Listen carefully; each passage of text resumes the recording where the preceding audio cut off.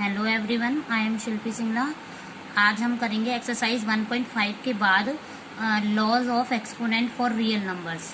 तो इसमें क्या है कि जैसे ये फर्स्ट क्वेश्चन देख लेते हैं। 17 का स्क्वायर इंटू में 17 की पावर 5। तो इसमें क्या है, ये जो नीचे 17 है दैट इज बेस, और ये जो 2 है 17 की पावर 2 है, तो ये जो पावर है 2 है ये पावर है, ये 5 भी पावर है। तो बेस सेम है और बेस सेम है तो हम इन नंबर्स को मल्टीप्लाई करेंगे तो पावर ऐड हो जाती है। जैसे ये है, यहाँ पे देख लेते हैं 17 की पावर 2 है, इंटू में 17 की पावर 5 है। यहाँ पे ये 17 बेस है, तो 17 बेस है तो बेस को लिखेंगे एक बार, और ये जो पावर्स है जब भी 17 यानी दो बेस मल्टीप्लाई हो रहे हों और उनकी डिफरेंट पावर्स हो तो बेस को लिखेंगे एक बार और पावर्स ये जो है हमारी ऐड हो जाती है। लेकिन ध्यान रहे कि ऐसे हो कि ये बेस मल्टीप्लाई हो रहे हो ना कि ऐड हो रहे हो। कभी कहीं ऐसे ना हो कि ये मिस्टेक नहीं करनी है हमें, तो ये ऐड नहीं होंगे, ये अलग अलग सॉल्व होंगे। लेकिन यहाँ पे क्या है, मल्टीप्लिकेशन साइन है, तो जब भी मल्टीप्लिकेशन साइन होता है तो बेस एक बार लिखेंगे और उसमें पावर जो है दोनों की वो ऐड हो जाएगी। तो वी विल गेट 17 की पावर 7, 5 और 2 7। तो ये आंसर हो जाएगा। इसको ये बहुत बड़ी वैल्यू होगी तो इसको अगर ज़्यादा बड़ी वैल्यू होता है तो हम इसको यहीं तक सॉल्व कर सकते हैं। नेक्स्ट देखते हैं, 5 की पावर 2 है और इसकी होल पावर 7 है, तो ये दोनों आपस में मल्टीप्लाई हो जाएंगे। दैट मीन्स 5 इंटू में 2 इंटू में 7, मतलब 5 की पावर 2 इंटू में 7, दैट मीन्स 5 की पावर 14। अब नेक्स्ट देख लेते हैं, 23 है, यहाँ पे 23 की पावर 10 है। अब हमें पता है कोई भी नंबर जब नीचे से ऊपर जाता है, यहाँ पे पावर पॉजिटिव है 27, तो यहाँ पे हम क्या करेंगे, मल्टीप्लाई में पहले ये नंबर डिवीजन में है, इसको पहले लाते हैं हम मल्टीप्लीकेशन में। तो ये कितना हो जाएगा, -7 बनेगा। कोई भी नंबर जब नीचे से ऊपर जाएगा तो दैट मीन्स माइनस पावर उसकी चेंज होगी। अगर यहाँ माइनस होता -7 तो मल्टीप्लिकेशन में लाने पे ये पावर प्लस हो जाती। तो अब क्या है, ये फर्स्ट वाले रूल की तरह बन गया, बेस सेम है तो पावर्स ऐड होंगी। तो 23 की पावर 10 प्लस -7, वो नंबर माइनस है लेकिन हमने ऐड ही करा है इसको। तो 23 की पावर कितनी हो जाएगी, 10 प्लस माइनस हो जाएगा 7। तो 23 की पावर कितना हो जाएगा, 3 आंसर हो जाएगा। अब यहाँ पे क्या देखते हैं, यहाँ पे बेस डिफरेंट है हमारे, यानी बेस यहाँ पे 7 है, पावर 3 है। यहाँ पे बेस 9 है और यहाँ पावर 3 है। तो यहाँ पे बेस डिफरेंट है लेकिन पावर दोनों की कितनी है, 3 है। तो डिफरेंट बेस पे हम क्या लिखेंगे, इन नंबर्स को आपस में मल्टीप्लाई कर देंगे और सिंगल ए की पावर लगा देंगे क्योंकि बोथ की पावर क्या है, सेम है। तो 17 9 जा 63 की पावर 63। इनको ऐसे सॉल्व करेंगे। तो ये बेस और पावर होते हैं, तो इन्हीं को इसी से ये बनाए laws of exponent for real numbers. Okay, अब इसी पे बेस्ड हम एक्सरसाइज कर लेंगे। उससे पहले कुछ फॉर्मूले देख लेते हैं। इन्हीं फैक्ट्स को देखते हुए, ये तो हमने नंबर्स के साथ कर लिया, अब इनका जनरल बना देते हैं। तो जनरल कैसे बनेगा हमारा, जैसे ये है फर्स्ट ए की पावर m, फर्स्ट देख लेते हैं यहाँ पे ए की पावर m इंटू में ए की पावर n। तो वही ये बेस सेम है, जैसे 17 वाला क्वेश्चन था हमारा, तो बेस सेम है तो बेस को एक बार लिख देंगे और यहाँ पे दोनों क्योंकि बेस मल्टीप्लाई हो रहा है और डिफरेंट पावर है उनकी, तो वहाँ पे ये पावर्स ऐड हो जाएंगे। तो ये हमारा ये जनरल फॉर्मूला बन गया। अब यहाँ पे नेक्स्ट देख लेते हैं, ए की पावर m इसकी पावर n। जैसे हमने क्वेश्चन करा था 5 की पावर 2 और उसकी पावर होल पावर 7, तो उस पे बेस्ड है ये।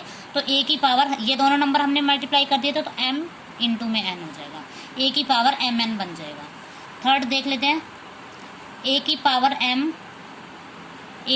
m अपॉन में ए की पावर n। तो हमने क्या करा था, इसका एक बार में अगर लर्न नहीं होता तो इसके दो तरीके हैं। एक तो ये है कि डिवीजन में हो तो ये नीचे वाला है तो माइनस होगा, ऊपर वाली पावर एज इट इज लिखी मैंने, बेस सेम है तो एक बार बेस ले लिया, फिर पावर यहाँ पे m है और ये पावर नीचे से ऊपर जाएगी तो नेगेटिव हो जाएगी। दूसरा इसका और क्या कर सकते हैं, पहले इसको मल्टीप्लिकेशन में ले आते हैं। तो ए की पावर m है, मैंने बताया इसको मल्टीप्लिकेशन में लाने पे इसका ए की पावर n है, यहाँ पे पॉजिटिव है तो यहाँ पे नेगेटिव n हो जाएगा जब भी हम मल्टीप्लिकेशन में लाएंगे इस नंबर को। तो वी विल गेट ए की पावर, अब बेस सेम है पावर्स ऐड होंगी, बेस सेम है और मल्टीप्लिकेशन में तो पावर्स ऐड होंगी, तो that means A m plus number क्या है यहाँ पे -n, तो दैट मीन्स ए की पावर m-n। कैसे आया ये मैंने इसको अच्छे से डिटेल में बता दिया।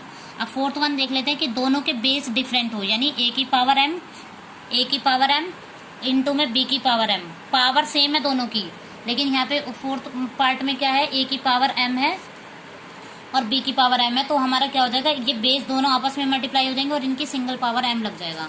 तो इसको ये डायरेक्ट लर्न करना है हमें, और इन पे बेस्ड हमारी पूरी एक्सरसाइज हो जाएगी 1.6।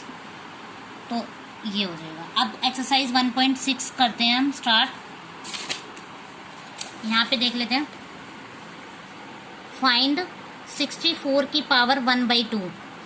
तो अब इसमें देखो कैसे करना है, हमें इस नंबर को इस तरीके से इसको किसी नंबर की पावर में लिखना है। 64 की पावर जो 1/2 है, तो इसको हम लिखेंगे समथिंग की पावर। ऐसे मैं दिखा देती हूँ, जैसे क्वेश्चन है, मैं पहले बता देती हूँ, फिर इसको एक्सप्लेन करूंगी कि मैंने ऐसा क्यों लिया है।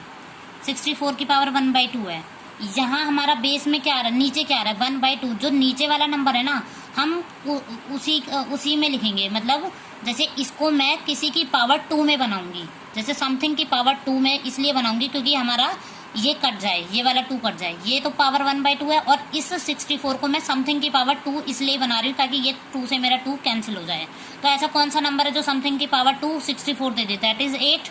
ये हमें अपने माइंड में सोचना पड़ेगा। 8 8 जा 64 होता है हमारा। तो अब क्या हो जाएगा, इससे ये कैंसिल हो जाएगा। अब कैंसिल हो जाएगा तो 8 की पावर 1 हो जाएगा। इसको मैं 4 की पावर 3 भी लिख सकती थी, लेकिन मैंने 3 इसलिए नहीं लिखा क्योंकि ये मेरा, अगर यहाँ 3 होता ना तो मैं इसको 4 की पावर 3 भी लिख सकती थी, क्योंकि 4 इंटू में 4 भी हमारा 64 होता है, 8 इंटू में 8 भी हमारा 64 होता है, और 2 की पावर 6 भी हमारा 64 होता है। मतलब आप करके देख लीजिए, 2 की पावर 5 32 होता है, 32 जा 64 होता है। तो अब यहाँ पे 6 होता, यही चीज 6 होती है डिनोमिनेटर में, इसमें ये न्यूमरेटर अपॉन में डिनोमिनेटर है, यहाँ 6 होता तो मैं इसको 2 की पावर 6 लिखती। यहाँ पे कितना है 2 है, तो समथिंग की पावर मुझे 2 लिखनी पड़ेगी, और वो नंबर हमारा 8 है, इसलिए मैं इसको 8 की पावर 2 लिखूंगी, ना कि 2 की पावर 6 और ना ही 4 की पावर 3, ताकि मेरा ये 2 कैंसिल हो जाए। अब नेक्स्ट क्वेश्चन देख लेते हैं। 32 की पावर 5 सॉरी 1/5 है, तो ये 1/5 है ना, तो मुझे इस 5 को ध्यान में रखना है सबसे पहले तो, यानी इस नंबर को 32 को किसी की समथिंग की पावर 5 में लिखना है। तो हमें पता है 2 की पावर 5 32 होता है, तो 2 की पावर 5 इंटू में 1/5। अब हमारी ये वाली फॉर्म, ये वाली जो है, ये हमारी ये वाली फॉर्म बनी है, a की पावर m और उसकी होल पावर n। तो यानी इसका मतलब क्या है, जो दोनों पावर्स है ना वो आपस में मल्टीप्लाई हो जाएंगी। तो यहाँ पे क्या हो जाएगा, 2 की पावर 5 इंटू में 1/5, तो 5 से 5 कैंसिल हो जाएगा, दैट मीन्स 2 की पावर 1 विच इज 2। ये हमारा आंसर हो जाएगा। अब नेक्स्ट देख लेते हैं इसका थर्ड पार्ट देख लीजिए। 125 की पावर 1/3 है, तो हम इस 3 को ध्यान में रखेंगे क्योंकि इससे कैंसिल करवाना है, इसे कैंसिल करना है हमें।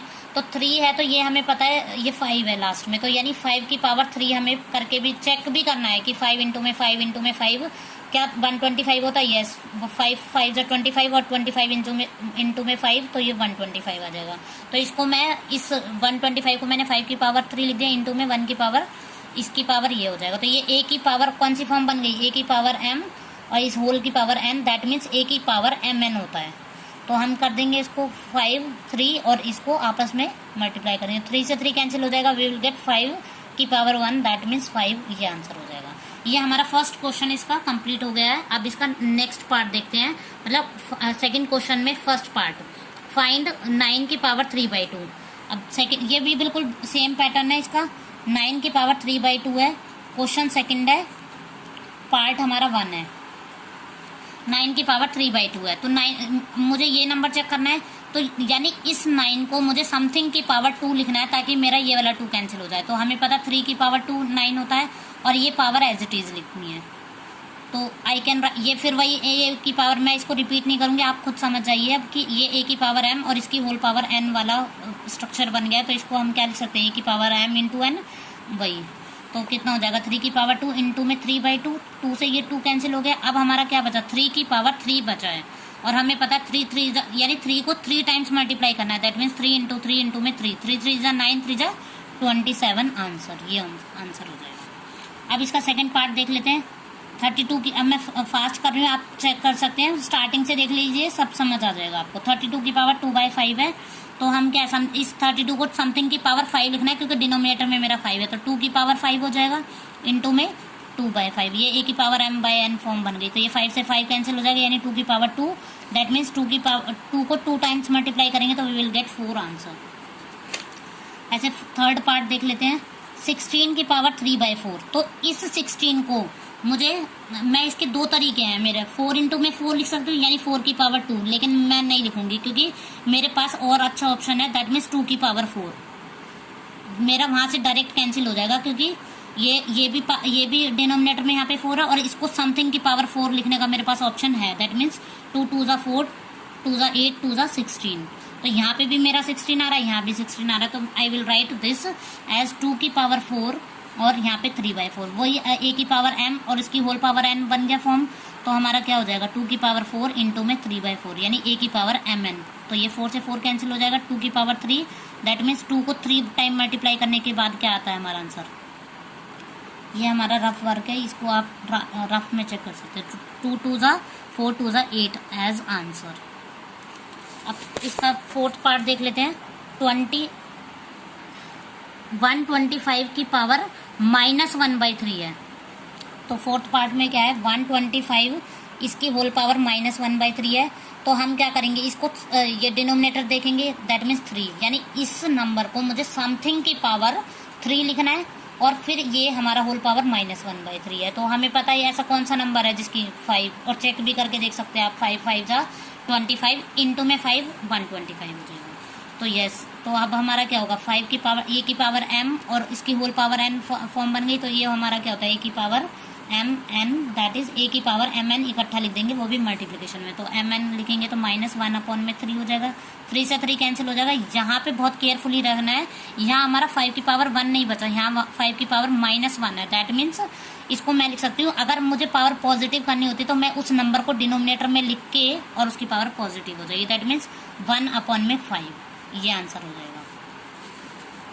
अब हमारा थर्ड क्वेश्चन है, लास्ट क्वेश्चन है। सिंप्लीफाई 2 की पावर 2/3 इंटू में 2 की पावर 1/5। यहाँ पे क्या है, बेस सेम है बट पावर डिफरेंट है।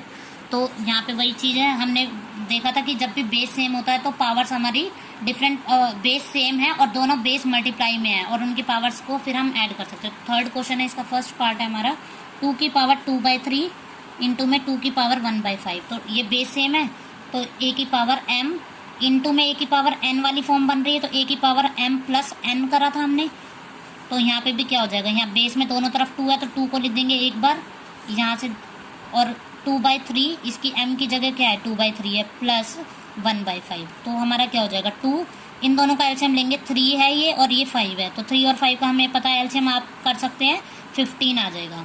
इन दोनों को डिवाइड करते हैं, नीचे वाले नंबर को, 3 5 ज़ा 15 होगा, 5 जो भी नंबर इन दोनों को डिवाइड करके आएगा उस नंबर को ऊपर से मल्टीप्लाई करेंगे, यानी 5 2 ज़ा 10, 5 3 ज़ा 15, 3 1 ज़ा 3। तो ये हो जाएगा हमारा 2 की पावर 10 प्लस 3 हमारा 13 होता है, अपॉन में 15, ये हमारा आंसर हो जाएगा। इसका सेकंड पार्ट देख लेते हैं।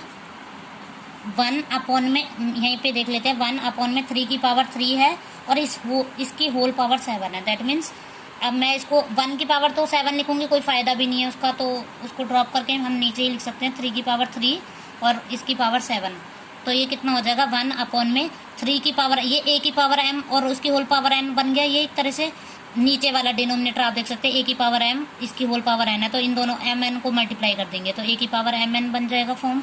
तो हम क्या हो जाएगा a की पावर 3 7 = 21 हो जाएगा। तो यही आंसर हो जाएगा। इसको ऊपर लिखना चाहते हो तो ये पावर नेगेटिव हो जाएगी, बस ये आंसर आ जाएगा।